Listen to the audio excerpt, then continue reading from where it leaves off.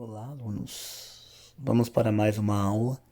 Estamos chegando aí ao final do capítulo 27 para a gente poder começar aí na nossa videoconferência a falar aí do capítulo 28 e a gente também discutir um pouquinho sobre o trabalho do segundo trimestre na nossa videoconferência. A gente vai falar um pouquinho hoje aí sobre as questões de reivindicações de grupos. A gente sabe que ao longo da história do país, vários grupos reivindicaram aí a questão da terra, a questão da moradia, a questão dos direitos igualitários entre homens e mulheres, as questões de direitos entre negros e brancos, talvez ainda aqui no nosso país pouco discutidas. Acho que o brasileiro ainda tem muito o que aprender. A gente viu essa semana, a gente discutiu bastante a questão do negro aí este trimestre. A gente viu as questões aí da morte do George Floyd nos Estados Unidos. E para nossa surpresa, a gente acompanhou essa semana aí, entre a semana passada, final de semana passada e essa semana, um policial aí pisando no pescoço de uma mulher negra de 51 anos de idade. Não bastava ela ser negra, não bastasse ela ser mulher, não bastasse ela ter mais de 50 anos de idade. E pouco a gente pode perceber que, apesar de ser chocante, a sociedade brasileira discutiu pouco ainda essa questão. Parece que a morte do George Floyd, que é um norte-americano, choca mais do que um brasileiro estar sofrendo. A gente está acompanhando aí com a pandemia um aumento da desigualdade social que nós teremos ainda por um bom tempo. Eu acho que a gente não volta aí ao patamar de crescimento econômico com menos de 2 anos. Acho que a gente vai pegar momentos ainda muito ruins. Muita gente está achando que com o fim da pandemia tudo voltará ao normal, Mas eu acho que não. Eu acho que a gente ainda vai ter, não é querendo ser pessimista, mas é querendo ser realista, Eu queria dizer que tudo voltará ao normal, que tudo ficará bem, mas nós passaremos aí por um momento delicado em termos de emprego, em termos de infraestrutura, em termos de saúde, principalmente em termos de educação. O quanto a gente percebeu que existe uma desigualdade na educação brasileira entre a classe média, que nem sempre é classe média alta, mas pode ser classe média média ou até mesmo classe média baixa.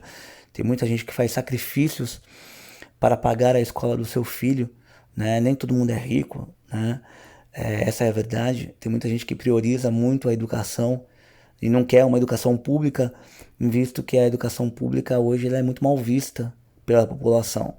Não deveria, Eu acho que a população, na verdade, ela parou de lutar pelos seus direitos, por uma boa educação, E vou mais longe, não é culpa do professor, é culpa desse sistema que parece que gosta que as pessoas não tenham uma educação de qualidade, Óbvio que é verdade isso, porque fica muito mais fácil dominar a população quando ela não tem informação, quando ela não tem conhecimento, A gente faz uma a gente tem feito uma população de escolarizados, Essa que é a verdade, de pessoas com diplomas, mas sem conhecimento, Sem entender as relações humanas, as relações sociais e as relações sociais com as questões físicas e ambientais, que a gente tem acompanhado bastante aí as discussões que estão ocorrendo aí com a gente pode falar um pouco disso, porque isso tem a ver com as questões econômicas que a gente está vendo.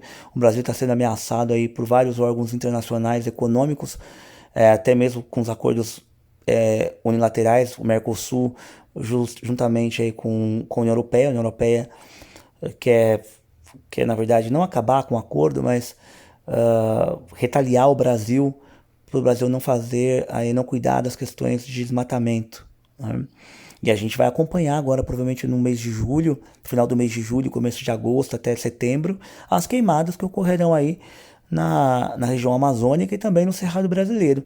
Essa época é uma época de seca, A gente vive no Brasil, um país tropical, Inverno seco, verão chuvoso, e nós acompanharemos aí as épocas de queimada novamente e as discussões voltarão à tona novamente.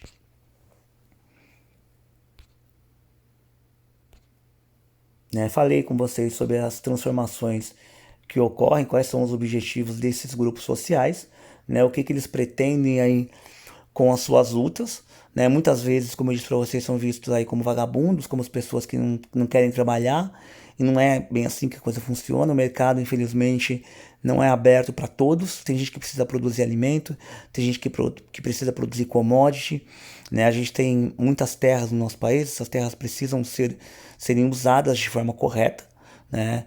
De formas aí que o meio ambiente seja protegido também, né? Sem esquecer isso, óbvio. E aí temos as políticas de reparação, de reconhecimento e valorização de ações afirmativas, né? Quais são essas ações afirmativas, principalmente na questão étnico-racial, né? As ações afirmativas é tudo aquele conjunto de ações políticas, né, que são dirigidas à correção da desigualdade racial e social também, né? A gente, até não sei se vocês viram que tem um aluno da USP aí que perdeu a vaga na USP justamente porque ele se identificou como negro e depois foi descoberto que ele não era negro e ele não teve nem como comprovar também as questões sociais que ele tinha colocado, que a família ganhava menos de R$ 4.000, né? Eram 4 pessoas, menos de R$ 1.000 por pessoa, e ele não conseguiu provar. O pai dele é advogado, né? E ele utilizou disso para conseguir aí uma vaga na USP. Então a conexão objetiva entre isso, né, a vida de aluno e professor, a valorização aí do que a gente tem visto. Eu acho que é importante a gente discutir essas questões. Eu sempre me pautei em aula para essas discussões. Agora, via online, eu acho que essas discussões elas são mais difíceis, mais complicadas, né? Muitos de vocês às vezes não querem participar ou estão meio apáticos. Eu sei que é um momento difícil mesmo, não só para vocês, para todos nós, mas a gente precisa superar e a gente precisa discutir essas questões. Tem umas questões aí das cotas raciais que são sempre discutidas, são sempre colocadas em pautas e muitos não entendem o que isso significa, né? As cotas raciais é um meio de equidade entre as raças, não é um meio de igualdade, não é igualar o branco ao negro, até porque isso vai demorar. Tem uma, tem um estudo que diz que vai demorar 150 anos para igualar aí o negro ao branco, né? Isso caso aconteça, porque isso é uma previsão, né? E previsões podem ou não dar certo, né? As cotas raciais, elas não foram impostas, mas são leis que abrangem aí um certo percentual de vagas para negros em universidades públicas e também em concursos públicos, né? Visto que a verdade é que eles acabam aí estudando menos que os brancos por várias condições, principalmente a questão da pobreza, né? As questões sociais são muito fortes nesta relação. A questão de dominação também.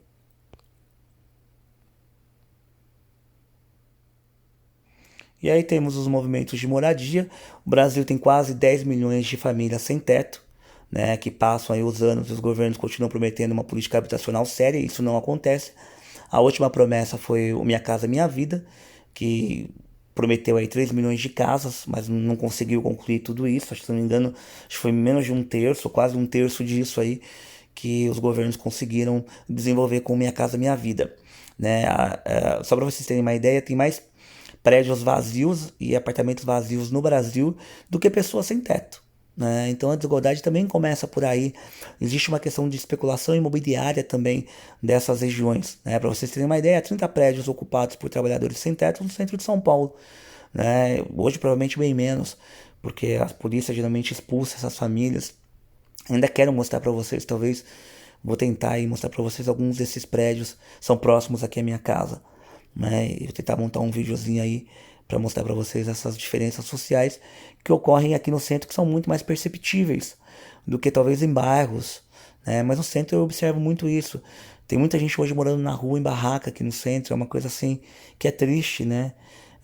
Os níveis de violência aqui no centro também estão muito altos, estão gigantes, não dá para você mais nem sair com o celular na rua.